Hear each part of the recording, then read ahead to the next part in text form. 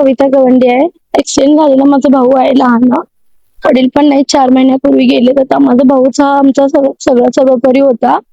पहाटे 5 वाजता, रात्री 11 वाजता, 11:30 वाजता मी त्याला बोलले होते. मग 5 वाजता दुधाळ हवालदारचा कॉल आला की असं गाडी तुमच्या नंबरवर आहे, ती गाडीचा ऍक्सिडेंट झाले, तुम्ही या म्हणून. तिथे गेला असं माझा भाऊ मोठा गेला. तिकडे गेल्यानंतर डेथ बॉडी एकावर एक पडला असं म्हणते. आम्हाला संशय आहे की जरी पडला असेल तर गाडी डेथ बॉडी जी एकावर एक का पडेल, साईडला पडली पाहिजे ना, म्हणजे गाडीला पण काहीतरी लागलं असलं पाहिजे जर ऍक्सिडेंट झाला असेल. आम्ही डेथ बॉडी घेण्यापूर्वी आम्हाला एकतर ऍक्सिडेंट झाला असेल तर ऍक्सिडेंट कोणी केला व का केला ते तर दिसलं पाहिजे, किंवा नेमकं काय कारण आहे ते समजल्याशिवाय आम्ही डेथ बॉडीतून घेऊन जात नाही. माझ्या भावाचं नाव नागेश गवंडी, 2 त्याचे फ्रेंड, एक रोहन भाई आणि एक प्रज्वल भैया. 7-7:30 वाजेपर्यंत तर भाऊ माझ्यासोबतच होता.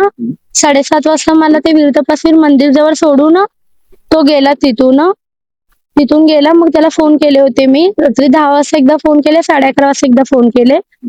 मी फ्रेंडकडे चाललो शेळगीला, तिथून येतो म्हणून सांगितलं होतं मला. नातेपुतेला टोल नाक्यावर सुपरवायझर होतो. 3 जण आहोत आम्ही. मोठा भाऊ सेंटिंग करतो इथे, 2 नंबर भाऊ तो मीला.